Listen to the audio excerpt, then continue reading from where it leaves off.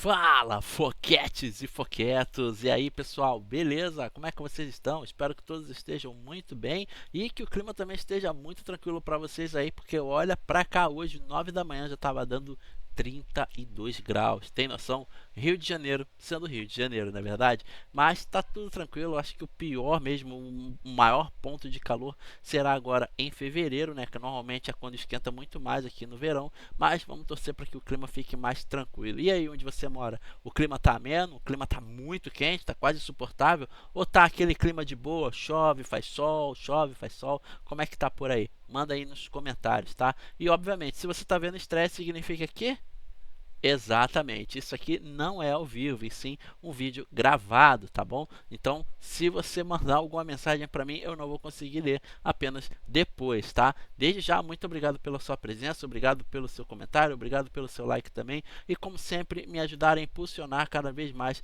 o canal aqui, seja nas lives ou até mesmo nos vídeos que eu venho postando. Muito obrigado, pessoal, vocês são demais, sem vocês o canal não estaria onde ele está hoje, pode ter certeza, tá? Muito obrigado de verdade. E ó, tá vendo a meta aqui? Como você já sabe, né? Em algum momento vai aparecer o QR Code lá no cantinho, ao qual você pode estar apontando a câmera do seu celular e me ajudando aí a tentar bater essa meta com a quantia mínima de R$ 2, que infelizmente eu consegui ali pela plataforma usando o QR Code, tá? Mas o legal é que por ali você pode também deixar a sua mensagem, a qual eu vou ouvir e a galera também vai ouvir. Então isso é muito interessante, tá bom? Se for o caso, eu realmente agradeço pra caramba. Se não der para você pelo QR Code, tá aqui também o e-mail uncocoloca@gmail.com, ao qual você pode sim estar depositando 10 centavos, 5 centavos, 50 centavos. Aí não tem problema nenhum, o que você puder. Se você não puder também, tá tranquilo, só você estar aqui já ajuda pra caramba. Eu realmente estou precisando muito comprar um monitor, porque um monitor não, acho que eu vou comprar uma TV mesmo, que eu acho que é mais fácil até para eu poder trabalhar.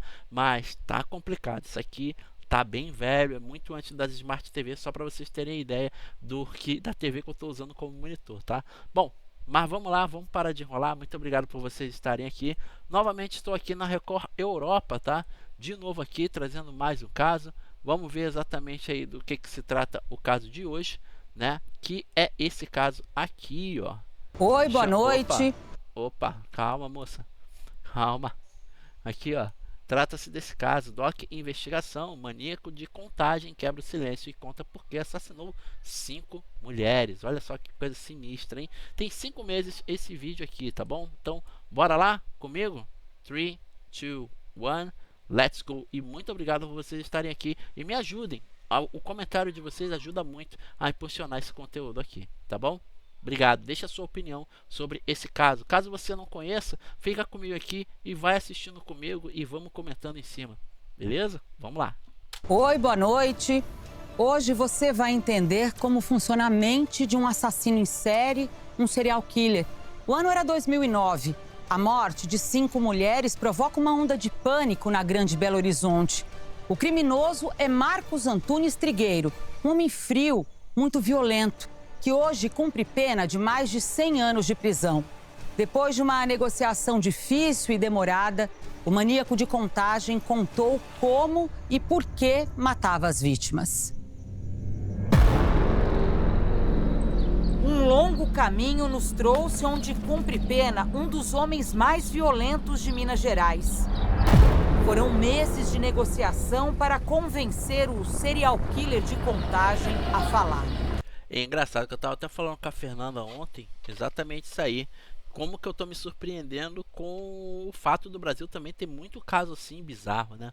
Tem muito caso de serial killer, de muito caso de assassinatos, coisas hediondas, né? Caraca, é muito sinistro. Eu pensava que realmente rolava apenas lá fora, mas pra cá também tem muita coisa sinistra, viu?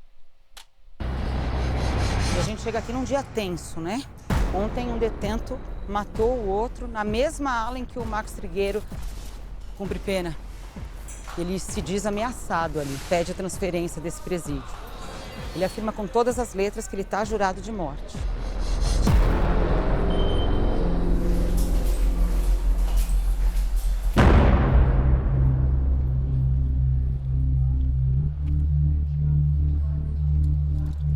Ficamos diante de um homem frio. Durante o assassinato, você tinha algum remorso? Não. Você tinha pena das vítimas? Muitas vezes eu não sabia o que era isso. E com plena consciência dos erros que cometeu. Na época da prisão, considerado um monstro, né? Bom, se você tirou a vida de 5 mulheres, meu irmão, complicado, né? Não tem como te chamar de anjinho, né? Um assassino em série de voz mansa e atos cruéis. E como que era antes da morte? Antes da morte, normal, era um assalto normal, né? Eu conversava com a vítima normal. Um criminoso que seguia um ritual em O que seria normal? Era um assalto normal. O que seria isso? Só ia lá, sei lá, apontava arma branca ou arma de fogo, falava isso é um assalto e, sei lá. Isso é o normal? Isso não deveria nem ser normal. Mas, enfim, né? cada assassinato. Suas vítimas tinham um padrão. Elas se vestiam e depois eram mortas. Por quê? Porque no momento que vestia, era o momento que elas iam embora, eu ia liberá-las. Mas naquele momento ali, que a força me empoderava, entendeu? Que eu queria ir embora, eu queria, né, abandonar, eu queria deixar a pessoa embora, eu queria... Mas naquele momento ali é que vinha as forças, a força do mal, a força maligna. No caso, vinha a obsessão dele, a vontade cruel de fazer crueldades, né? Secado É como se fosse um impulso selvagem, né? Um instinto selvagem. pelo domínio, pelo controle, pela morte. Eu era guiado pelo mal. Eu não tinha sentimento. Essa força, ela domina você, domina sua mente, domina seus braços, domina seu corpo. São 2h30 de entrevista. Na maior parte do tempo, o Trigueiro fica cabisbaixo. É um homem de poucas palavras, mas a vaidade fala mais alto. Eu falava que meu pai era o demônio. Eu falava que ele me assegurava de tudo. E foi aí que eu fui dando lugar ao mal. Né? Um mal que me possuiu, que me desorientou, fiquei desorientado, comecei a praticar vários assassinatos. É algo muito forte. Incontrolável? Incontrolável. Teve alguma abordagem que ela não foi? É como aquela parada que eu falei, como se fosse um instinto, né? Um instinto assassino, né? Que ele não consegue controlar, fala mais alto, a sensação de prazer nele supera qualquer outra vontade que ele tenha no momento, provavelmente. Foi concretizada? Alguém que conseguiu fugir de você? Não. A cada dia, mais provas apontam o pintor Marcos Antunes Trigueiro, de 32 anos, como autor dos assassinatos de 5 mulheres em Contagem, na Grande Belo Horizonte. Só este ano, em Belo Horizonte e na região metropolitana, outras mulheres foram encontradas mortas da mesma maneira, estranguladas. Outras 2 mulheres também podem ter sido vítimas do mesmo assassino. Eu vi vozes falando, assassina, mata, mata, mata. Eu quero essa alma, eu quero a alma. Então, algo me dizia para não. Algo, não faça isso, não faça. Mas algo parece que foi mais forte do que eu. Aquela sensação de euforia, né, que ele sentia no momento, né, o êxtase, né, a dormência pela dopamina, né, acabava dominando ele. Acho que era muito mais forte do que ele poderia controlar, né, provavelmente. Então eu não resisti. Me dominou por completo. O que te leva a crer que você não vai ser dominado novamente por essa força quando sair daqui? Por exemplo, eu acredito que ela não tenha 100% medo, mas ela provavelmente está ali, mas está com um pouco de receio de repente ele avançar, né, nela. Se bem que aparentemente parece que ele pedia para as moças se vestir de uma forma, né? Então, acho que como ela não está daquela forma, de repente não ativou isso nele, né? Porque deve ser uma espécie de gatilho, de repente. Porque hoje, esses anos que eu tô preso, eu descobri a verdadeira paz, a verdadeira... Você ainda ouve vozes? Não. Você tem medo de voltar a ouvir essas vozes? Não, porque como eles falam, o que está comigo é maior do que está comigo antes.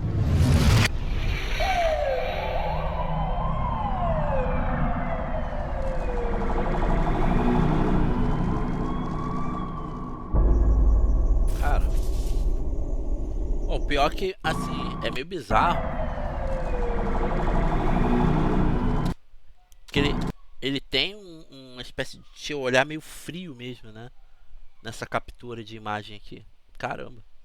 Parece até série de serial killer. Olha lá. Sinistro. Sou Shirley Barroso, eu trabalho na Record Minas há 18 anos. O caso do maníaco foi muito interessante, porque há anos não se ouvia falar em serial killer, em crimes em série, e principalmente aqui em Minas Gerais. Um carro foi encontrado abandonado. O veículo pertencia a uma contadora desaparecida na noite anterior. Segundo a família, ela sumiu no caminho do trabalho para casa. E antes da polícia chegar com ele, o comentário... Isso acabou me lembrando a Priscila Belfort, né? Que na verdade ela não foi do trabalho para casa, foi na hora do almoço, né? Que, por sinal, caso você ainda não tenha visto, tem aqui no canal, mas é apenas para membros, tá? Porque se eu soltar, dá ruim e eu, infelizmente, vou perder o conteúdo. Porque vão dar direito autoral pra caramba, tá? Então, se você puder, torne-se membro e assista esse conteúdo que tá legal pra caramba e é uma história muito emocionante da Priscila Belfort, da família Belfort como um todo, né? É um documentário que saiu, Volta Priscila, eu fui lá e reagi. Maravilhoso, muito bom. O comentário era que ele era muito bonito, e que os policiais viam ele e falavam, meu Deus, mas olha um cara bonito, olhos verdes, e enfim, que não tinha um perfil de criminoso, um perfil de... Mas qual é o perfil de um criminoso, senhora? De um serial killer, por exemplo? Tem perfil? Eu acho que não. Eu acho que, assim, tudo bem, de repente perfil de criminoso que vende drogas, esse negócio assim, tudo bem, pode ser até que seja um perfil padrão, mas serial killer não tem um perfil padrão, né? Pelo menos acredito eu, né? Então, assim, pode ser qualquer pessoa, pode ser um cara branco de olhos azuis e louro, pode ser um cara moreno de olhos amendoados, pode ser um negro de olhos amendoados escuros e cabelo crespo, entendeu? Ou então de nagô, é nagô o nome que se fala, aquela trancinha, se não me engano, entendeu? O cara atlético, forte, magro, não tem tipo, acredito eu, né? De predador sexual. O Marcos Antunes Trigueiro, ele era um homem comum. Saía de casa, deixava uma esposa, uma filha, um bebezinha, né, que era a filhinha dele na época. Ele era casado, tinha filho, nossa, rapaz. Ia para o trabalho. E Caramba. O que chama muita atenção é que os crimes aconteciam bem próximo à casa dele. Nossa. Quem é o Marcos Antunes Trigueiro? O perfil dele é uma pessoa fria, calculista. Quando vai cometer o crime, comete com a maior tranquilidade, na certeza de que não vai ser pego. Amante da perversidade. A Adna foi sua primeira vítima. Sim. Você conhecia a Adna? Não. Como você escolheu a Adna? Simplesmente eu estava andando, sem rumo, sem... E foi de repente, foi muito rápido. Adna Feitor Porto, de 34 anos, desapareceu na última segunda-feira. O marido dela disse que o último contato entre os dois foi às 3 horas da tarde por telefone. Eu senti que ela estava com problema. Logo em seguida, tentei ligar para ela, ela já não estava atendendo mais o telefone. Caralho. A Adna, ela tinha uma loja de gessos por aqui. Naquele dia ela saiu com uma lista para visitar 3 clientes, mas nunca chegou em nenhum dos endereços. Ela foi abordada pelo Marcos, numa avenida bem perto daqui. O corpo só foi encontrado cerca de um mês depois, Nossa. numa zona rural, na cidade de Sarzedo, à margem de um rio. Pô, um mês depois. A Adna. Um mês depois você já praticamente irreconhecível. A primeira vítima dele, eles trabalhavam juntos. Ela ofereceu ele uma carona e nessa carona Ele foi pra cima dela para beijar, enfim, e ela tentou afastá-lo e ela sentiu repulsa e começou a empurrar. Ele, naquela raiva, ele estuprou e matou ela. Caramba! Com a Adna, houve Caraca. violência sexual? Foi consentido, né? Eu conversando com ela e tal, e ela consentiu, né, o ato. E Não acredito, não. depois do consentimento, que cada um ia pro seu, né, embora pro seu destino. Eu já ia embora, né? E foi aí que, de repente, aí virou, o jogo virou. Aí veio igual você vê a força lá e aí foi cometido o ato. A mulher vendida por um assaltante com uma arma. Como é que isso evolui para uma relação sexual consentida e não estupro? Pois é, o negócio é a conversa. Nós conversou e tal, foi conversando, e ela acabou consentindo. Talvez pode ser, né, que medo da arma, não sei. Ah, então não foi consentido, meu amigo. Se você tava armado ali, a mulher fez porque tava com medo. Ora essa. É óbvio. Meu nome é Francisco de Assis Santiago. Olha só meu nome, rapaz. Eu fui promotor de 3 julgamentos do Marcos Trigueiro. O que ele disse é para autodefesa. Ah, foi consentido, a mulher. Não teve. Não teve. Ele foi tudo na violência. Ela permitiu, ela estando em pânico, ela sabia que ia morrer. O veículo foi abandonado perto do bairro Camargos, região oeste. Ela deve ter implorado. E aí eu acho que quanto mais ela implorava, mais vontade ele tinha. Né? Mais desesperada ela ficava, maior era a vontade dele. Oeste da capital, todos os pertences de Adna, inclusive os documentos, foram deixados no local. As buscas começaram à noite e foram reforçadas pela manhã. Como que ela foi morta? Estrangulado, Com o quê? com as mãos. Adna Feitor Porto, Ele tá bem incomodado de estar dando entrevista. de 34 anos, foi morta no dia 26 de janeiro de 2009. Caramba. Como que foi encontrado o corpo dela e onde? Essa via rural, ela não tem asfalto, margeada por uma mata fechada e aproximando-se de um rio, à margem direita, o corpo dela foi deixado. Caraca, vai fazer 7 anos, dia 26 desse mês agora. A época era um período chuvoso, o rio transbordou e molhou o corpo. Então, quando passa um pescador, depara com o corpo e aciona a polícia, o corpo já está em avançado estado de putrefação. Quase 3 meses depois da morte de Adna, o corpo de outra mulher foi encontrado. Nossa. Era abril de 2009. O mais bárbaro dos crimes, a jovem Ana Carolina Assunção é encontrada morta dentro do próprio carro, também na Via Expressa. Ela estava seminua e com um filho de apenas 1 ano no colo. Puta merda. Meu nome é Alexandre Ditz, eu sou um dos... Caralho, que merda, cara. Pra você ver o nível de loucura dele. Ele não se importou nem que tinha uma criança ali. investigadores que participou da investigação no caso do maníaco de Contagem. Foi um caso que inicialmente foi investigado como latrocínio e foi um caso de grande repercussão porque quando ela foi localizada, né, junto ao carro dela, ela estava com um filho menor de 1 ano de idade. Ela já sem vida e ele estava dormindo em cima do corpo. Você tinha visto o bebê no carro? No momento, não. Só depois que eu percebi. Aí foi aí que eu entrei em desespero também. Na hora que eu vi a criança. Por quê? Porque na hora que eu vi a criança, eu... né, aí já caí em si, né, o que eu tava fazendo. Eu acho que não, senão ele teria feito o que fez com a moça. Mesmo que fosse. E ele teria visto antes. Com certeza. A Ana Carolina abordada nesse horário, por volta de 6h30 da tarde, ela vinha buscar a mãe nessa rua, né? Vinha buscar a mãe, ela estacionava aqui, a mãe fechava a loja ali, caminhava aqui, elas iam embora para casa. Então, quando a mãe sai da loja, ela vê o carro indo embora.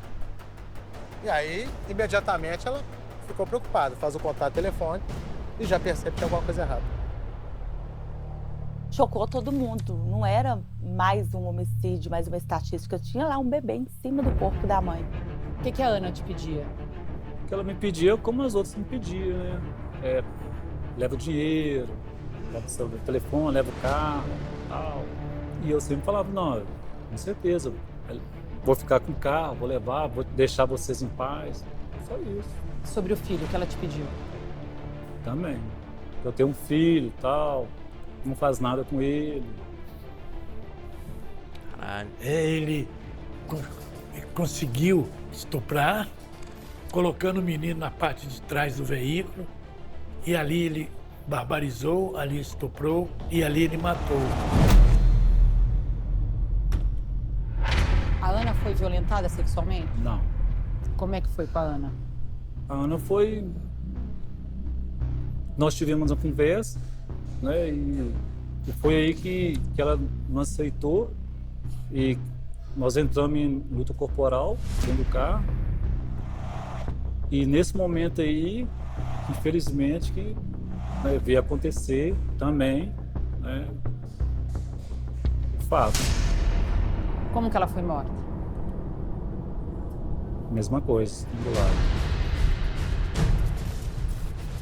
Pegou minha irmã com um filho de 1 ano e 2 meses dentro do carro. A pessoa pra ter coragem de pegar uma mulher e fazer isso com ela e olhando o menino do lado aí, isso não é uma pessoa normal. Não é, não. Meu nome é Rodrigo Bisotto Candá.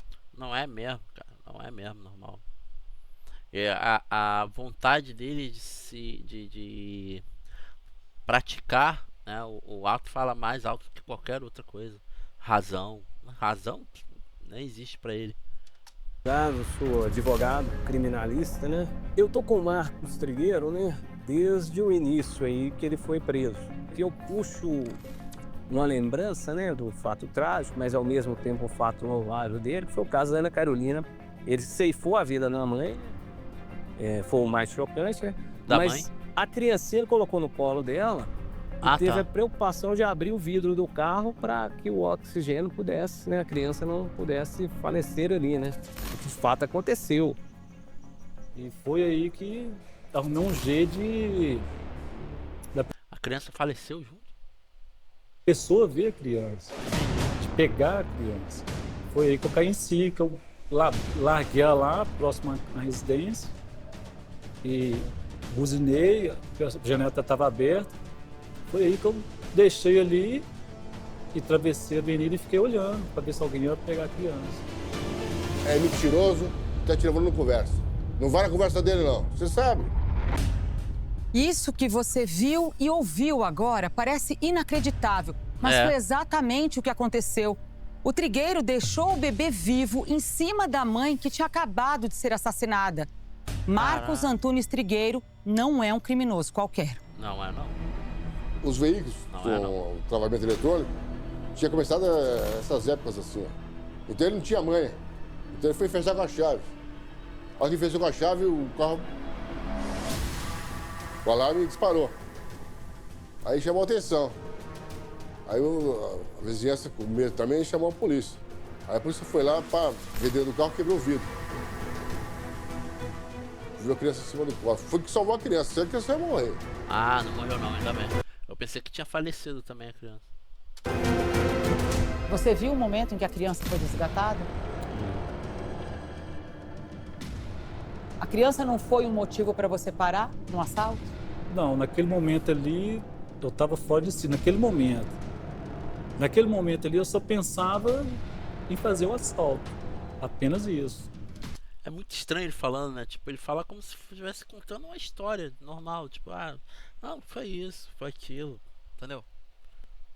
Tipo, foda-se. Eu só tô falando o que me pediram pra contar. Né? Tipo isso. Pouco se lixando. Ele falou que ele acompanhou o resgate dessa criança. Mentiroso. Os amigos, ó, tava pegou o ônibus, foi pra casa, dormir tranquilo, depois de estuprar a moça várias vezes. Você vê como o cara é safado, mentiroso e frio. O maluco aí tem raiva desse maluco, hein? Também não tem como não ter, na verdade, né, cara? Não tem como não ter. Mas esse maluco aí, ele é bem... É muito anormal, cara. Muito anormal, porque você vê que ele fala como se não fosse nada. Tipo, já passou, foda-se. Aconteceu isso e isso. Fiz isso. E foi assim. E o que aconteceu? Tipo assim, sabe? É muito estranho. Diferente de outros depoimentos que a gente vê, né? Onde a pessoa às vezes fica calada, fica de cabeça baixa. Ou indicam o que a pessoa vai falar. Tem uma pessoa aí fazendo isso e tá solto. Aí, Deus sabe quem que vai pegar agora. Não tem como. Não tem como ser tanto bandido que tá aí, cada um pegando uma mulher. Pra mim tá claro que é a mesma pessoa. E ela foi a segunda, né? A gente vê a similaridade dos casos. Aí a gente já começa a explorar então que a Ana Carolina seria a segunda vítima. Já temos aí 2 casos relacionados. Só que a gente tinha que construir essa história, formatar ela para a polícia começar a direcionar um trabalho de investigação em cima de um maníaco sexual. Porém, ainda assim, era um tanto cedo, porque por mais que fosse 3 meses depois, a primeira ela não foi encontrada dentro do carro, mas sim numa mata, né? Na região de mata. Então, realmente, o trabalho para eles poderem fazer essa alegação deve ter sido muito alto, viu? Deve ter dado um trabalho do caramba, cara. E não de um latrocínio. Enquanto a polícia ainda está construindo a história desse crime, outra mulher desaparece. Aí, 4, 5, 6, 7, 8, 9, 5 meses depois. Em setembro, a polícia encontrou mais um corpo. Dessa vez, a vítima de 48 anos foi Maria Helena Lopes. Ela foi estrangulada com um cinto de segurança. Eu sou o Leandro Lopes Aguilar, sou filho da Maria Helena Lopes Aguilar, que foi vítima do maníaco de contágio Marcos Trigueiro. Minha mãe era uma empresária que trabalhava com roupa, sofreu muito até chegar onde ela conseguiu chegar, né, de ter as lojas no shopping.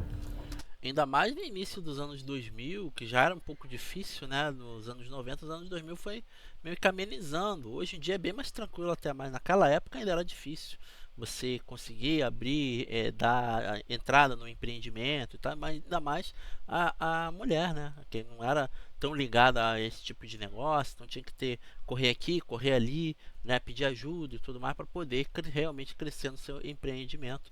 Né? Hoje é um pouco mais fácil, claro, mas nessa época aí já ainda era um pouquinho difícil, né? E era uma mulher cheia de vida, sonho, vaidosa. Faleceu com 48 anos, quando começou a viver a vida dela. Puxa vida. Maria Helena, você pegou na porta de casa, né? Como é que foi? Você morava ali perto, né? Isso, eu morava no bairro, né? E eu indo embora pra casa, né? Olha como é que ele fala, é tipo uma história normal. Então, eu tava lá. Isso, eu morava no bairro, né? E eu indo embora pra casa, né? Aí já era tarde da noite. E foi aí que eu deparei com essa pessoa e infelizmente enquadrei, meti o assalto e aí, infelizmente, mesma coisa. Eu acho que esse negócio do assalto dele era um pretexto para ele poder atacar as vítimas. Não acredito que ele era assaltante mesmo, não. Acho que era um pretexto para ele poder atacar as vítimas dele. E provavelmente eu não acredito também que era coisa de momento, assim, viu a pessoa, é aquela. Não. Provavelmente ele olhava, pesquisava, ficava rondando, tá? Na minha opinião. Minha mãe chegava dali da rua, né? Parava o carro aqui para poder abrir o portão da garagem. Tudo indica que ele estava escondido aqui e dali eles partiram para onde que ele cometeu o crime com ela. Qual a distância daqui? Por faixa de uns 10 quilômetros daqui. Vamos fazer o percurso? Vamos sim. Por volta de 11 horas da manhã do dia seguinte, aí depois de procurar, eu lembrei que o carro tinha rastreador e a gente pegou e rastreou o carro.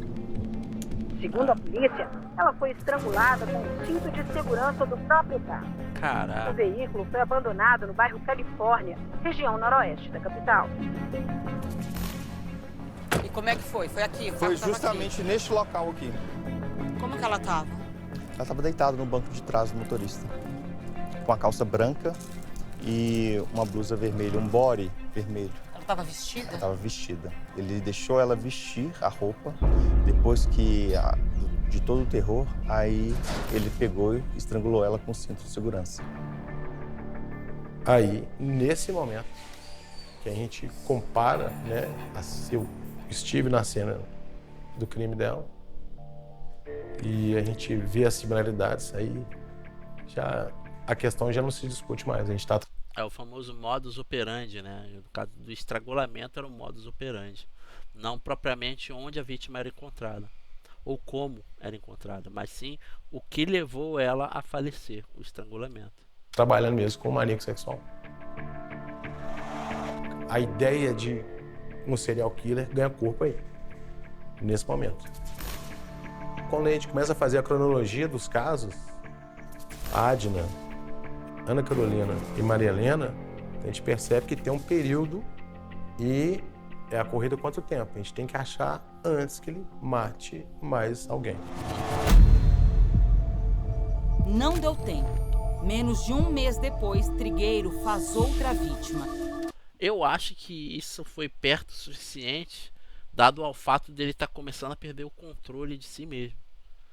Dessa vontade dele, dessa necessidade, né, pelo prazer, pela euforia, né, pela adrenalina, né, a dopamina que ele sente no momento está cada vez maior. Sabe aquele negócio de, por exemplo, que dizem, né, que quando a pessoa usa, por exemplo, um tipo de droga, ela usa uma dosagem, aí depois ela aumenta porque aquela dosagem já não faz mais efeito, aí ela vai aumentando, e isso vai piorando a sua situação quanto ao medicamento, porque acaba se tornando um vício, por exemplo, né? Tem gente que infelizmente é viciada em analgésico, por exemplo, né?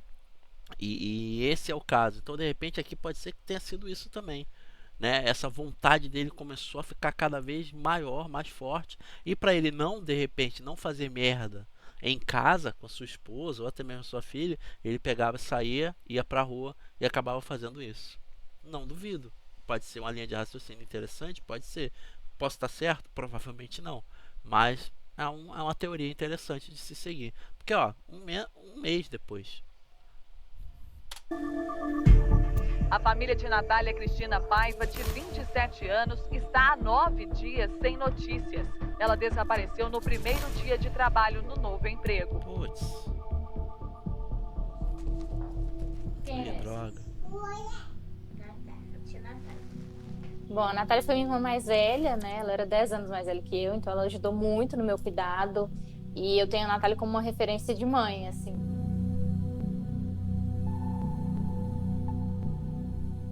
A gente mora na divisa com Contagem. Então, aqui é Belo Horizonte. Tem a Tereza Cristina, que de um lado é Contagem e onde a gente mora é Belo Horizonte. Foi no dia 7 de outubro. A Natália saiu para ir para a faculdade, ela saiu 6 horas da manhã. E da faculdade era o primeiro dia de estágio dela. Aquela bebezinha aqui, que trenzinho mais lindo. É, aqui ela. Ela saía às 6 horas da manhã, passava numa casa de uma amiga e pegava a amiga e ia junto pra faculdade. E aí, quando a colega dela falou com a gente, olha, ela não passou aqui, aconteceu alguma coisa, eu quero saber se amanhã ela vai passar, tô tentando ligar e não consigo falar com ela. E aí a gente tentou entrar em contato com ela, o telefone só desligado, caiu pra caixa postal. E aí, na hora, eu falei, mãe, aconteceu alguma coisa, assim. Lembrando que em 2009 já tinha celular, tá, pessoal? Já tinha celular, assim, o pessoal já tinha acesso a celulares e tal, só não eram smartphones ainda. Eram tipo Nokia, né, Sony Ericsson, eram esses tipos de celulares ainda, né? Mas já tinha como você se comunicar com a pessoa na rua. Não era necessário ela estar em casa ou no trabalho por culpa de um telefone fixo, né? Ou usar o orelhão. Embora eu acho que ainda existisse alguns orelhões por aí na rua. Mas hoje em dia, pelo menos, não existe aqui no Rio. Eu nunca mais vi, por exemplo. A Natália é abordada às 6 horas da manhã aqui nesta avenida, bem perto do batalhão da Polícia Militar, que está aqui no canto. É, exatamente. Ele é muito audacioso e aqui, como é uma região que é policiada, ele não se preocupa com isso. E depois abandona o carro no mesmo próximo local que fez a abordagem. Aqui nessa rua aqui. E a Natália? Ela foi violentada sexualmente? Não. Outra que ele fala que não, né? Por causa de briga também, questão de briga. Reagiu e tal, e nós entramos em luta corporal e aconteceu o fato. O fato, o estupro ou o fato à morte? Homicídio, da morte. A cara de pau do cara, pra mentir à vontade, entendeu? Ele tá fazendo um documentário, tá mentindo, mentiroso. Cuidado com o coração, meu senhor. E a questão sexual, como é que foi com ela? Mas dá pra ver que ele é bem frio mesmo. O olhar dele. É um olhar meio sinistro o olhar dele, viu? Um olhar meio... Como é que eu posso dizer? É um olhar que você não sabe o que vai acontecer, por exemplo. E eu acho que ele só não faz nada ali porque ela tá bem assistida, né? Tem a polícia, tem as câmeras, tem a galera ali. Mas, do contrário, eu acho que ele não ia estar tranquilo assim, não. Ele realmente tem um olhar bem estranho, assim. Anormal, né? Não anormal de psicologicamente instável, doente, que eu tô falando. Mas de uma pessoa que realmente mostra que tá... Como é que eu posso dizer? Que é um predador. Ótimo, isso. Ó, se você olhar, ou o olhar dele, como é que tá? Tá assim. Não tá... Ou mostrando arrependimento. Tá um olhar meio... Entendeu? Olha lá. Bizarro, né? Caramba. E a questão sexual, como é que foi com ela? Não. O que eu me lembro que cometi foi um ato sexual. Um apenas. Contra quem? Eu acho que foi com a... Eu acho não. Se ele fez, ele teria que ter certeza, mas beleza. Com a que eles achou a genética. Você lembra qual vítima você estuprou? Não me lembro. O Marcos Trigueiro nega a violência sexual. Só que a investigação diz que ele é sim um abusador. Mais que isso, um predador. O material genético do assassino foi achado em 3 das 5 mulheres mortas. Caramba. Eu grávida, apavorada, tentando não apavorar tanto a minha mãe, mas tendo que dar a notícia. Poxa vida. Eu só lembro que eu falei com ela, falei assim, mãe, a Natália não chegou na faculdade. Não chegou a pegar a colega dela para ir para a faculdade.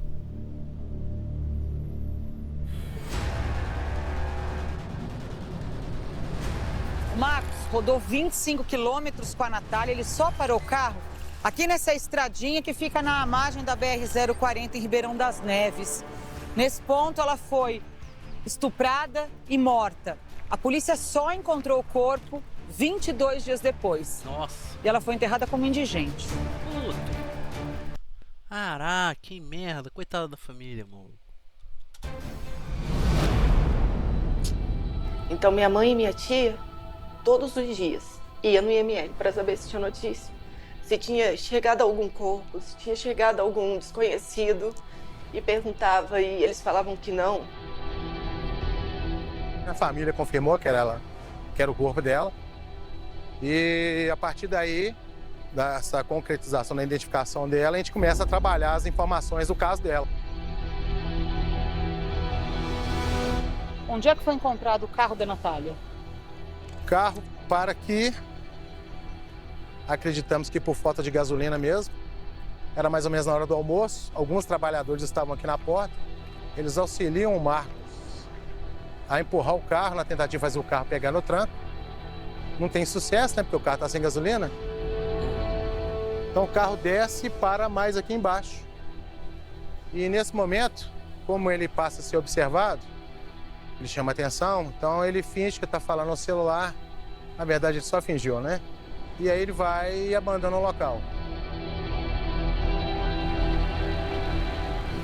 A gente consegue identificar as testemunhas e aí eles começam a narrar o que aconteceu e descrever a pessoa. Então a gente viu aí a oportunidade de fazer um retrato falado. E a gente fez a construção do retrato falado aqui mesmo, no local de trabalho deles. Caraca. A polícia já tem o retrato falado de um suspeito, mas só vai fazer a divulgação depois de encontrar testemunhas que possam confirmar as características do acusado. Na época eu era o retratista da polícia, arranjei papel, arranjei lápis e fizemos o trabalho aqui mesmo. É muito parecido com o Marcos. Olhos claros, magro, alto e branco. E boa aparência. Porra, deve ser brabo, né? Você pode conseguir desenhar assim através do que uma pessoa falando. A pessoa vai falando e você vai desenhando. Nossa, é muito louco essa habilidade, de verdade. Exatamente isso. Olha o que eu vi esse retrato falado, você ia chocar. Apesar do cerco estar se fechando, Trigueiro fez outra vítima, pouco mais de um mês após a morte de Natália. 11/11. Edna Cordeiro de Oliveira tinha 35 anos e trabalhava em uma faculdade no bairro Floresta, em Belo Horizonte. De acordo com a família, ela desapareceu na noite passada, no caminho do trabalho para casa. Com certeza ele estava descontrolado com essa sensação. Com certeza. Ou ele estava se frustrando direto com alguma coisa e resolvia fazer isso aí para tentar extravasar a raiva, para não voltar para casa, sabe, alterado, sei lá. Loucura, cara. A Edna, ela sai do serviço no final da tarde e tem um encontro marcado numa escola com um professor de mestrado. Então, a investigação aponta que ela foi abordada próxima à escola e trazida direto para cá, onde o corpo foi encontrado no outro dia. Vamos lá dar uma olhada. Qual que é a distância de onde ela foi abordada para cá, onde o corpo foi encontrado? Cerca de 25 a 30 quilômetros. A polícia ainda não sabia, mas anos antes de se tornar o serial killer de Contagem, Trigueiro se envolveu em um tiroteio e foi baleado no intestino. Desde então, ele usava uma bolsa de colostomia. Quando ele rapta e violenta a Edna, um acidente com a bolsa traz uma pista decisiva para que ele seja identificado pelas autoridades. Caraca! As investigações mostram que ela foi violentada sexualmente. É possível que tenha havido resistência dela. É quando a bolsa dele se rompe. De colostomia. De colostomia, é espalhado fezes pelo carro. Sua bolsa de colostomia teria estourado num dos assassinatos? Isso. Por que você teve que usar essa bolsa? Como é que foi? Porque eu fui alvejado, né? Alguns tiros, e troca de tiro. Aí eu fui alvejado, né? E tive que fazer a cirurgia. Começou a estrangulá-la. Mas ela se debateu nisso. Bateu na bolsa de colostomia dele. Aquele monte de coisa que tinha lá dentro, caiu dentro do carro. Além de estuprar, ainda cagou dentro do carro todo. Ai, caramba. Essa foi engraçada. Maneco cagão de Contagem.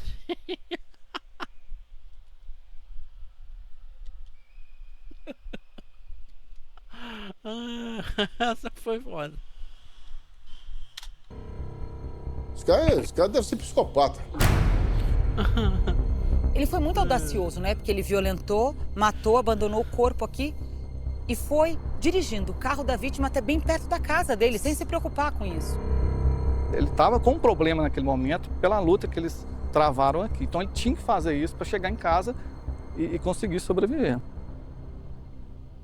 Os ataques do assassino em série foram divulgados pela direção da Polícia Civil de Minas. A perícia confirmou que o esperma coletado nos corpos das 3 vítimas era do mesmo homem. A polícia passa dia e noite à procura de pistas que possam levar ao assassino. A polícia coletou material genético dela aqui. O que isso mostrou para a polícia? Não restou dúvida de se tratar de uma mesma pessoa agindo nos diferentes casos, ou seja, um serial killer. Para a polícia, o matador em série matou mais de 13, tem um padrão de mortes como a sua, é um serial killer.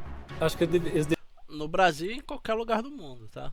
deveria mudar esse nome, né? Porque serial killer, qualquer pessoa que roda hoje comete algum crime que não seja tão bárbaro, para a sociedade ou é serial ou é killer.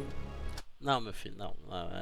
É o modus operandi que faz o indivíduo se tornar um serial killer. É o modus operandi dele, entendeu? Por exemplo, estrangular todas as vítimas é um modus operandi. A vítima tá com um estilo de veste, é um modus operandi. Ou a vítima ter alguma marca que seja, de repente, sei lá, um corte em algum local do corpo, um filete que seja, mas sempre do mesmo formato, é um modus operandi. Todas as vítimas usarem o mesmo tipo de sapato, é um modus operandi, e por aí vai, entendeu? O que classifica um assassino em série é o modus operandi, é como ele, infelizmente, liquida as suas vítimas ou aquilo que desperta o seu prazer no momento e faz com que ele depois vá até o ato, né? Não necessariamente retirando, porque é um ponto de êxtase para ele, então ele acaba deixando ali com suas vítimas e tal, né? Como foi o caso do próprio Jack Stripador, por exemplo, né? É isso, é aquilo, então...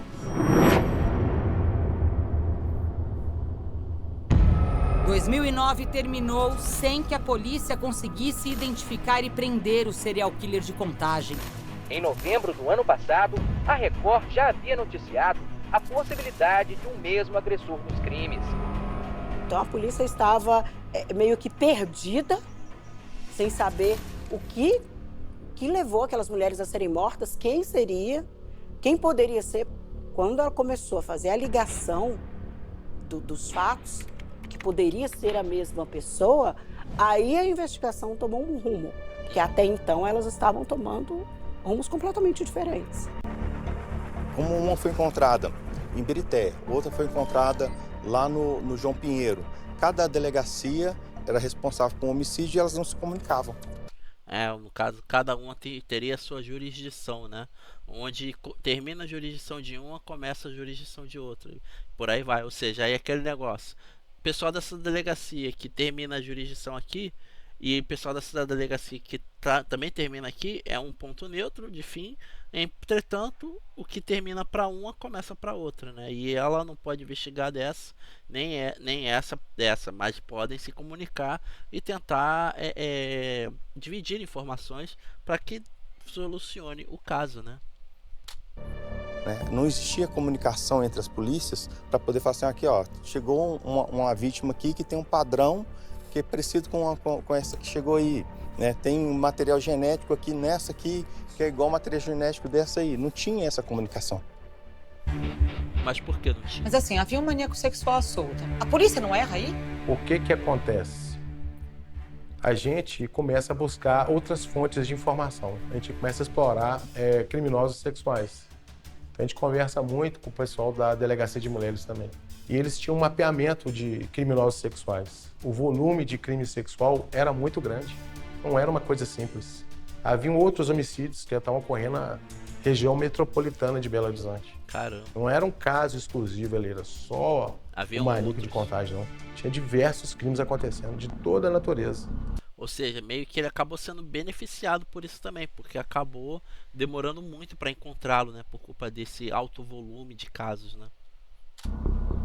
2 vítimas antes da sua mãe. Esses crimes haviam sido registrados na mesma delegacia? A polícia não se atentou? Não, é problema de ego entre os delegados, problema de ego entre as polícias. Qual polícia que é melhor, qual delegacia que é melhor, qual delegado que é melhor. Só essa que é a explicação. A equipe de investigação falhou? Não falha. Eu achei que tinha que ter mais empenho. Tinha que ter mais garra. Entendeu? Tinha que ter mais garra na investigação. A investigação só avançou quando a Polícia Civil recorreu à ajuda de uma criminóloga de São Paulo, especialista no estudo de assassinos em série. Caraca. Como é que você acha o dono de um DNA? Ali eu fiz o perfil daquele assassino, estuprador assassino. Todas as mulheres foram atacadas nos seus carros, falando no celular.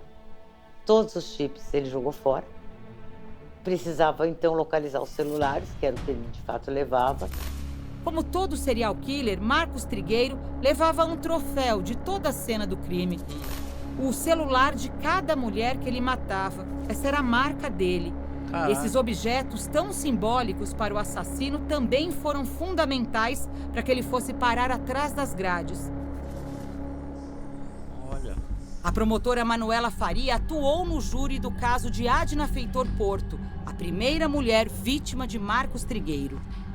Ele subtraía o celular das vítimas, no caso de Sarzedo, ele subtraiu o celular da vítima e passou a utilizar esse celular. Por que você levava o celular de todas as vítimas?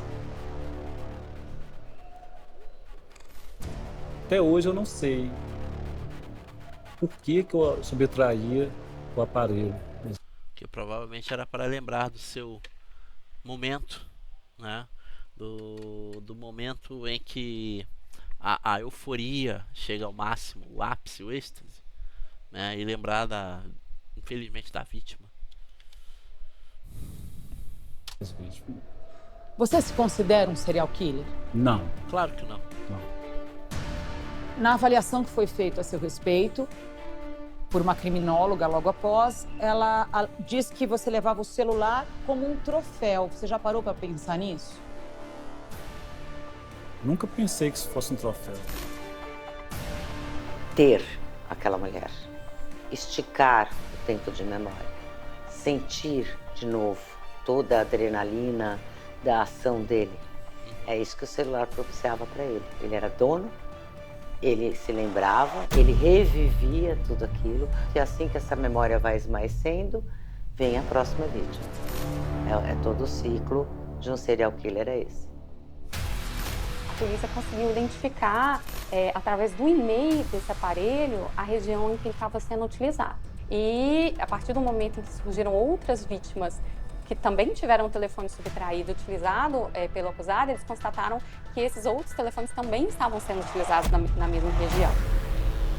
A pista ela surge a partir do momento que a ex-mulher do Trigueiro usa um dos telefones que foi furtado das vítimas. Caramba! Então, a partir do momento que ela usa o aparelho, é gerado o registro de utilização desse, e aí tem um cadastro dela, da linha telefônica dela. A partir do nome dela, a gente começa a cruzar os dados e descobre que ela é casada com o Trigueiro. Peguei o delegado e falei assim, pede a prisão desse cara aqui, temporária, a Marcos Antônio. Viu, cara? Pede a prisão temporária dele. Como é que foi a prisão dele? A polícia montou um cerco aqui? Sim. 15 policiais que participaram da operação. A gente chega e faz o domínio do ambiente. Os policiais encontraram um suspeito escondido debaixo da cama. Dentro da casa foram apreendidos os celulares de pelo menos 3 vítimas. Um dos telefones estava com a mulher dele, que também foi presa. Caraca! Coitada da moça. Como é que foi a sua conversa com a sua ex-mulher quando você confessou para ela que você era o maníaco de contagem? Eu falei para ela que eu tinha feito uma burrada na minha vida. Eu falei, felizmente, foi eu que cometi os crimes. A reação dela foi só chorar. Encontramos ele debaixo da cama. Nesse momento... Imagina, né? Você sendo mulher, né? Casada com um cara desse. De repente, vem à tona isso aí que ele fala, né? Ele confessa. E você, acho que a primeira coisa que você pensa é, pô... E todo esse tempo eu tava casada com um monstro, né? Tipo, algo desse tipo. Coitada da moça, viu? No momento que ele é preso, e ele fala, pô, calma, cautela aqui, espera um pouco, então minha bolsa tá cheia. Minha bolsa? Que bolsa? Levanta-se a blusa, a bolsa de colostomia. Tava cheia de fezes, né?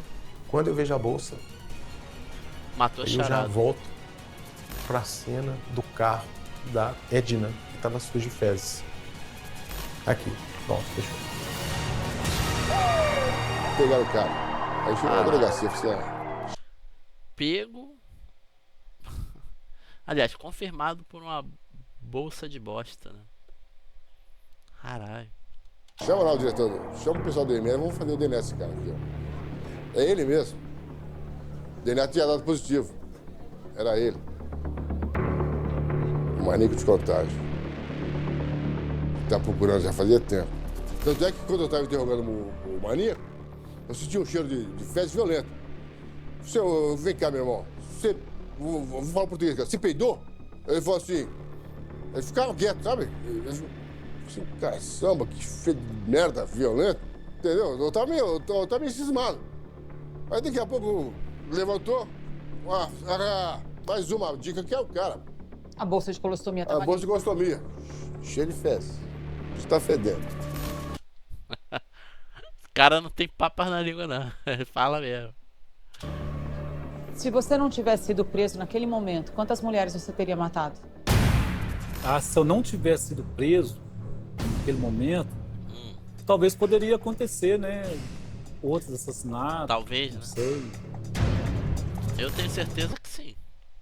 Com a prisão do serial killer em fevereiro de 2010, outros crimes cometidos por ele vieram à tona. Porra, ainda demorou. Fevereiro de 2010. Caraca. Algumas mulheres depois Bastante. teriam te reconhecido pela televisão. Sim. Fabrícia, Sim. você foi condenado pelo estupro dela. Mas nem conheço. Como eu te falei, tem condenações que eu fui apenado, coisa que eu não fiz.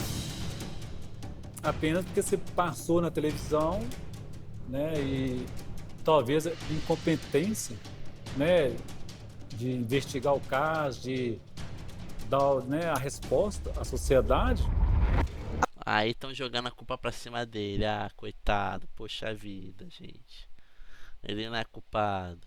Agora presta atenção nessa parte da história que é muito importante e que causa revolta. Todas essas mortes do Trigueiro poderiam ter sido evitadas.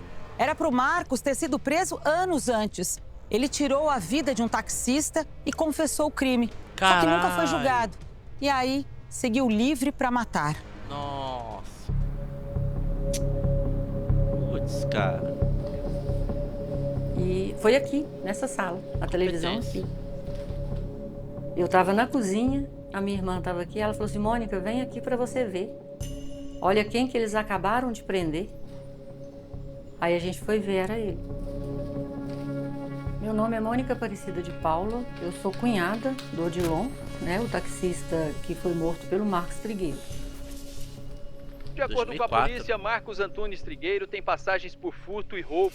Em 2004, confessou ter matado um taxista.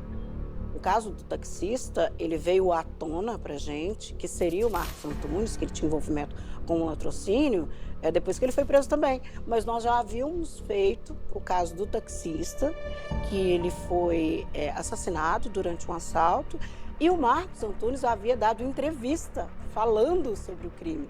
E nós descobrimos que nós tínhamos a entrevista dele lá daquela época. Eu só queria assaltar, tipo assim, aí na hora que ele mostrou a carteira, que eu vi que ele é polícia, entendeu? Aí eu, tipo assim, aí depois que ele saiu do carro e levantou a camisa, eu fiquei assim, entendeu? Meio grilado, peguei e atirei, aconteceu. Então aí que nós fomos descobrir que ele não era as ações dele não foram só com outras mulheres, ele já era criminoso já há algum tempo.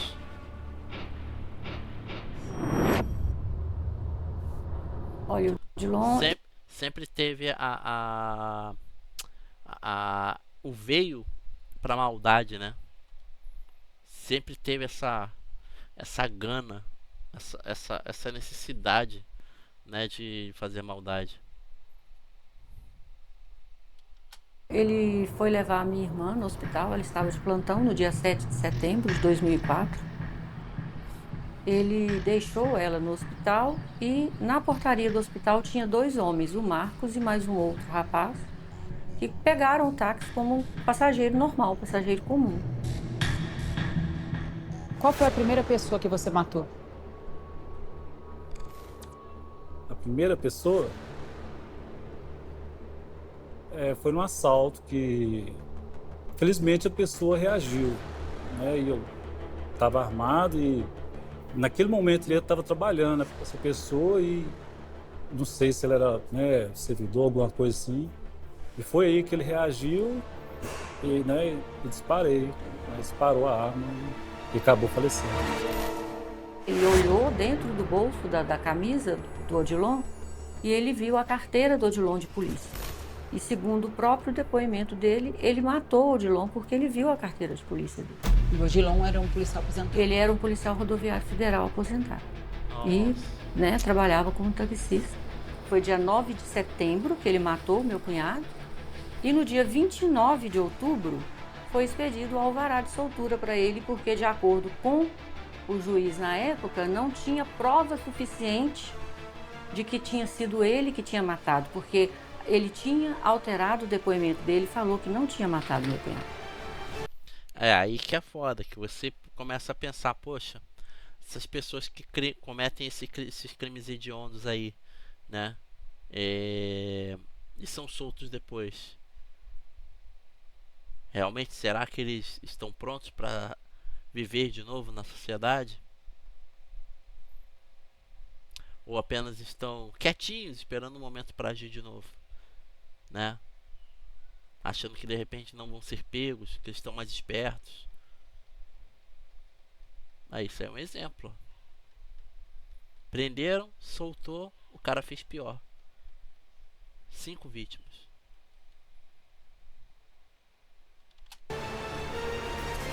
O caso da morte de Odilon só foi julgado em 2015, quando o Trigueiro já estava preso por assassinar as 5 mulheres. O senhor consegue encontrar erros nessas prisões do Marcos, no trabalho da polícia, no trabalho da justiça, no trabalho do Ministério Público? Vimos críticas aí do delegado de polícia. A gente prende um cara hoje, amanhã está na rua. Então, o caso dele matou o taxista, ele foi denunciado. E vai falar que o Ministério Público errou? Não. O Ministério Público denunciou com plena convicção da autoria do fato. A gente não consegue entender o porquê daquele alvará de soltura, o porquê de não ter-se uma causa, o porquê, uma justificativa, se ele confessou, se ele levou até onde estava o corpo do Odilon. Caraca. Se essa investigação tivesse sido feita a contento, o processo tivesse sido realizado, o latrocínio, a pena mínima é 20 anos. Jamais esses crimes do manejo de contagem industrial ia acontecer. No mesmo ano em que matou o taxista Odilon, Trigueiro cometeu mais um homicídio. Nossa! O crime aconteceu em dezembro de 2004. Segundo o irmão da vítima, Marcos Trigueiro entrou na pizzaria armado, colocou todo mundo de joelho, roubou mais de R$8 mil em dinheiro e cheques que estavam no caixa, roubou também a bolsa de uma cliente. Depois, deu um tiro na cabeça de Davi Ferreira Azevedo. Você nunca esteve naquela pizzaria? Nunca estive naquela pizzaria, eu nem sei onde fica, não conheço o dono, não conheço o irmão dele, mas simplesmente porque eu apareci na televisão, talvez, né, eu tenho uma aparência, né, muito, né, talvez, né, o assassino, né, do irmão dele, e por causa de parecer, falou que foi eu, fui condenado. Ah, sim, claro. Poxa, você é muito parecido, né? As pessoas são muito parecidas, realmente, é verdade. Um crime permanece sem solução. A morte de uma enteada que Marcos Antunes Trigueiro registrou como filha. Que isso? A vizinhança ainda está perplexa com a notícia de um crime covarde. Ah, não, mano. O cara já tava em ação há muito tempo, cara. Depois ele então só mudou o foco. Só mudou o foco não, ele só obteve um foco pra tirar a vida das pessoas. Porque antes ele já tinha essa vontade de tirar a vida dos outros. Já tinha isso. Porra. O taxista, o cara na pizzaria em dezembro, essa enteada. Ah, será que colocaram pra cima dele isso? Sei não, viu?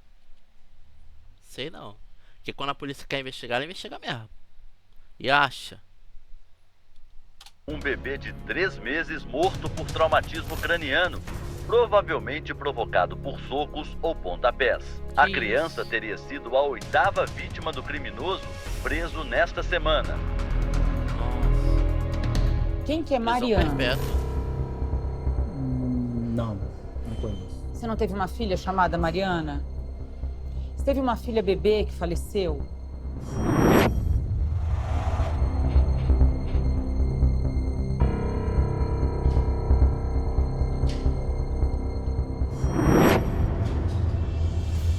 Essa aqui é a certidão de óbito da Mariana. Consta aqui no documento que ela é filha de Marcos Antunes Trigueiro, foi registrada. A causa da morte é trauma craniano e abdominal. Uma morte, no mínimo, suspeita para um bebê de apenas 3 meses. Complicado, hein? Só complica, hein? Meu nome é Viane Antunes Trigueiro, irmã do Marcos Antunes Trigueiro.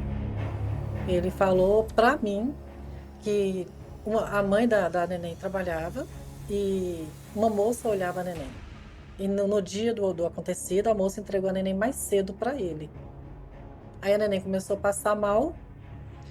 Ele me ligou falando que ia levar ela para a UPA. Eu falei, pode ir que eu encontro com você lá. Só que eu cheguei lá, a neném estava numa maca, né? Ele em pé do lado dela, momento algum ele saiu, chorando muito. Chorando por causa da perda da neném e medo. Porque, querendo ou não, ele já tinha sido preso e tal, então ele ficou com medo. Olha como funciona a cabeça de um assassino em série. Ele afirma uma coisa e muda de ideia minutos depois. O Trigueiro acabou de dizer que não conhecia a criança, registrada com o nome dele. Mas quando eu volto a perguntar sobre o assunto, ele muda a versão. Claro que ele muda a versão, porque é uma coisa que ele sabe que é verdade, não adianta mentir, ele acaba falando. Acaba escorregando, né? E ainda conta detalhes da morte da menina. Nossa. Nesse dia eu se contava no quarto. Aí eu saí correndo para ver o que tinha acontecido. Trigueiro agora confirma que levou a menina para o pronto-socorro. Na versão dele, houve um acidente enquanto Mariana estava sob os cuidados de uma babá. Provavelmente ele se irritou com a menina começando a chorar, ele não conseguia parar e ele, sei lá, para tentar fazer a menina parar de chorar. Vocês sabem, né? Vou nem falar. Então, ela me explicou. Não, caiu, machucou, por favor, chama o socorro. Aí foi aí que eu saí correndo, pedi socorro. Né? Aí, rapidamente levamos para o hospital. Você não foi investigado por esse crime? Não. Na época quiseram imputar ele vários outros crimes. A gente conseguiu a absolvição dele em vários outros, né? E um desses foi da menininha aí, né? E o judiciário ali entendeu que não tinha prova, imputabilidade a ser aceita ali nesse caso em específico, e a gente conseguiu a impronúncia ali no caso, né? A pedido da polícia, psiquiatras começaram a fazer um perfil do maníaco. Já descobriram que as mulheres que ele estuprava e matava eram parecidas com a mãe, magras, de cabelos lisos e longos. Caraca! A polícia diz que as vítimas eram parecidas com a sua mãe e que você escolhia por esse motivo. Não, nada a ver. Essa escolha se dava aleatoriamente. Mas todas morenas? Queria algum padrão físico? Não. Jovem, morena? Não. E você tinha atração sexual por todas elas? Não vou falar atração, porque no momento do ato eu não sentia aquela atração. Porque não era eu. Era outro Marcos que estava lá. Não é esse Marcos que está aqui. A explicação. É muito fácil, né? É muito fácil falar isso. Depois que da merda toda que fez. Muito fácil. Não era eu. Era outro ser. Não era eu. Era um espírito maligno. Não era eu. Era um encosto. Para a vontade de matar estaria na infância difícil, de muitas divergências e pouco afeto na família. Minha infância foi muito dolorosa. Eu não tive infância. Não justifica, na minha opinião, tirar a vida de outras pessoas, mas... Falar que eu tive infância, estou mentindo. Eu nunca tive isso, nem sei o que é isso. Já nasci apanhando. Durante quanto tempo você conviveu com a sua mãe e o que aconteceu para essa separação? Devido à separação, né, meu pai batia nela muito e chegou um ponto que, com 11 anos de idade, eu vi o espancamento, né, metendo a cabeça dela na parede. E daquele momento ali, minha mãe foi embora e nos abandonou. A minha mãe foi casada com meu pai. Casada no papel, legalmente, tudo bonitinho. Aí teve o Marquinhos, teve o Alexandre, e assim que eu nasci, não tinha nem um mês de vida. Aí ela deu pros outros. Aí ela deu O Marquinhos para uma família, o Alexandre para outra família e eu para outra família. Fugi de casa, eu e meu irmão, que hoje é falecido, e ficamos morando na rua. E o mundo me criou. Não pode dizer que foi mãe nem pai, foi o mundo que me criou. Ele teve algum transtorno psiquiátrico na vida diagnosticado? Nada comprovado. Até porque nunca foi no médico, nunca procurou saber. Então não tem como saber se... Assim, não tem como te falar. Se tinha algum distúrbio, né? Se teve, se não teve. Que nunca teve esse negócio de ir no médico, procurar, nada. Marco sempre diz que ele ouvia vozes e que era uma força Curioso que ele tá sem tatuagem, fez tatuagem na prisão, então... incontrolável e que por isso ele matava. Essa é uma desculpa de todo serial killer? Ah, uma delícia responder isso, né? Te isenta de qualquer responsabilidade. O cachorro comeu minha lição de casa, não é que eu não fiz. Então é um pouco isso. A doença mental costuma ser receptáculo de todos os males do mundo. Muito preconceito, muito estereotipado. Quero avisar que apenas 10% dos doentes mentais são violentos ou cometem crimes. A gente explorou estudar isso para poder utilizar isso no tribunal do júri, né? E até mesmo um pedido de sanidade mental, né? O pedido de inimputabilidade é quando o réu não tem capacidade mental de responder de acordo com seus atos ali naquele momento, né? Então houve esse pedido, mas foi negado, indeferido. Olha só, o momento em que Marcos Antônio Estrigueiro está chegando aqui à Câmara Municipal de Ibirité. Ele chega algemado, escoltado pelos agentes. Marcos, alguma coisa a falar sobre esse julgamento hoje? Caraca. Ele preferiu o silêncio, olha só. O promotor tentou alertar sobre o comportamento contraditório do homem acusado de estuprar e assassinar 5 mulheres na capital e região metropolitana. Por que não é o Marquinhos sentado hoje, de cabeça baixa, vestido para enganar? Aliás, enganação é o que ele mais tenta fazer. Marcos ele foi condenado a 206 anos de prisão, mas de acordo com a lei brasileira ele só pode ficar na cadeia 30. Isso significa provavelmente hoje em dia 40, porque o máximo é 40 anos agora. que daqui 16 anos ele vai ganhar liberdade. Então daqui a 20 anos ele vai ganhar liberdade, né? Isso aqui tem quanto tempo? Tem 5 meses. Na verdade, menos que isso, né? Ele foi preso em 2009. Então ele está hoje com 40 e poucos anos e com 60 anos ele vai voltar a conviver com a mesma sociedade. O que eu discordo totalmente. Para mim tinha que cumprir tudo na cadeia. Vai voltar a andar pelas ruas, ele vai voltar a ter a sua vida. Lembrando que um homem de 60 anos ainda é muito forte, tá? E eu não tenho dúvida nenhuma que ele vai voltar a praticar os mesmos crimes. Em outro estado, provavelmente, em outro lugar. Mas eu também acredito nisso. Porque isso é a índole dele, a violência dele. Perdoar eu não perdoo. Pena de morte eu não acredito nela. Mas uma exclusão, tirar da sociedade um ser desse que não é capaz de viver, né? Está vivendo em sociedade. Tem que ser perpétua, ficar lá. Não pode soltar. Concordo. Não tem condições. Não Eu acho que concordamos, na verdade, né, pessoal? ser desse viver em sociedade de tamanha crueldade. Lembrando que não foram apenas as 5 vítimas, teve outras antes, né? Hoje ele se diz jurado de morte no presídio, que é uma transferência imediata. Ele é jurado de morte? A notícia que eu tenho é que ele recebe cartas amorosas na penitenciária. Isso eu tenho notícias. Eu não tive notícias até hoje que ele está ameaçado de morte. Você é estranha? Você cumpre pena por um crime de violência sexual e assassinato de mulheres e ao mesmo tempo receber milhares de cartas de mulheres querendo ter um relacionamento com você? Pra você. Cara, isso é muito doido, cara. Nossa. É muito louco isso. Não dá pra entender. Não dá pra entender. Na boa.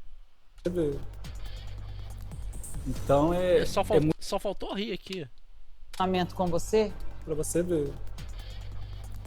Então é muita estranheza, né?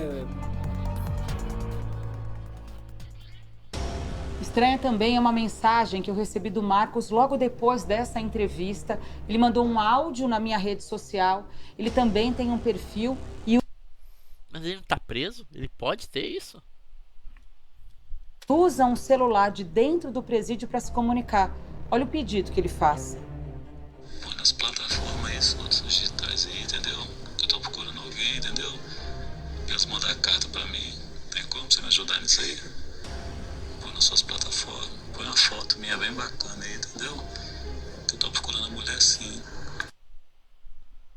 Esse cara é doente, mano. Coisa, deve ter se assustado, né? Coitada. Ele foi considerado até o galã da Nelson Gria.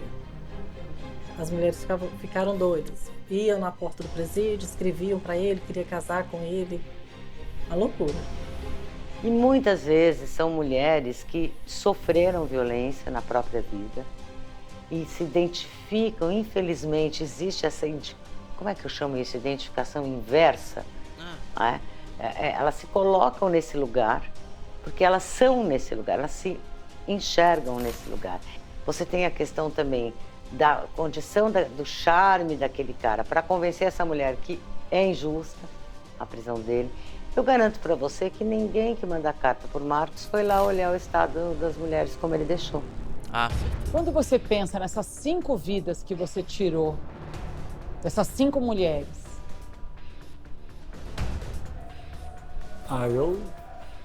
Arrependimento. você pensa como essas mulheres poderiam estar hoje?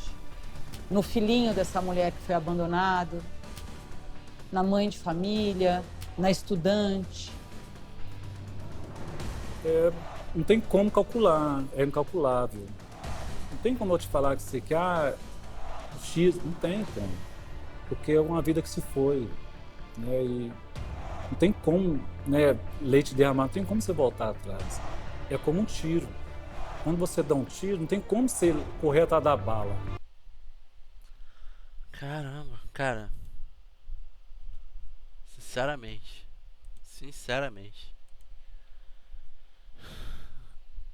Eu não sei o que é mais bizarro. Se é o fato dele já ter matado outras pessoas, ter sido solto, depois aconteceu um acidente com a criança e depois ele matar as 5 pessoas, assim como 5 mulheres. Aí sim ficar preso.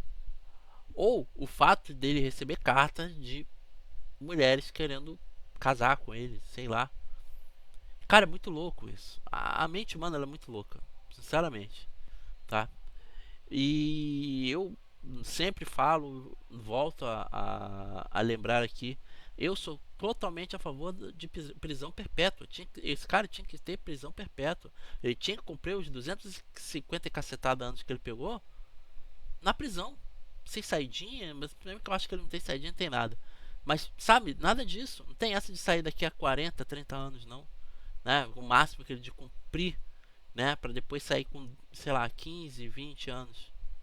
Provavelmente menos agora.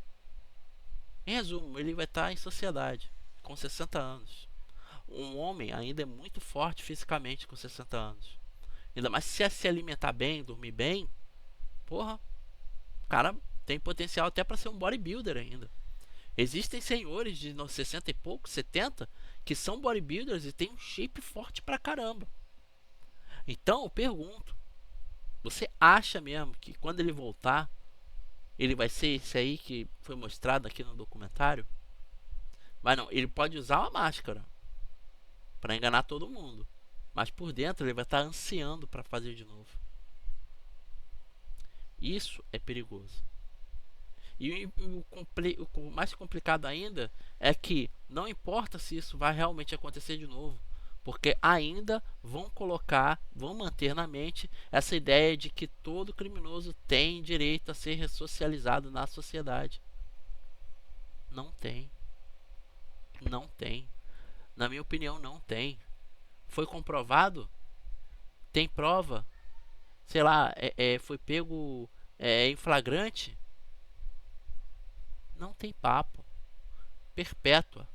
Se anos depois for comprovado realmente que ele não tinha nada, tal, beleza, solta.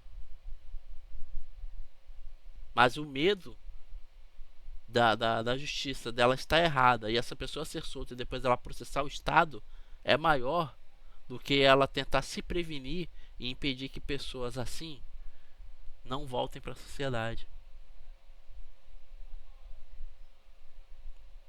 O Estado tem mais medo de perder dinheiro do que manter as pessoas salvas em casa ou na rua.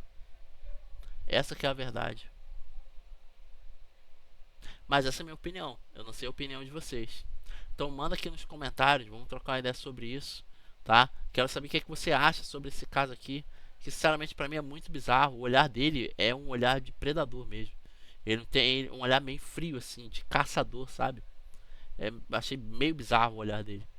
Mas isso sou eu falando e essa é a minha opinião. Mas eu quero saber a sua. Não esqueça de deixar a opinião aqui, tá bom? Manda aqui nos comentários o que você acha sobre esse caso. Se você não conhece o canal ainda e está conhecendo agora, dá mais uma olhadinha aqui em outros conteúdos. Se curtir, inscreva-se no canal, ativa as notificações. Se possível, se torne-se membro aqui também do canal, que em breve vai vir umas paradas muito legais aí, mas somente para quem for membro do canal. Então fique atento, tá bom? Muito obrigado a todos vocês que estiveram comigo aqui até agora e até a próxima, hein? Muito obrigado de verdade, vocês são demais.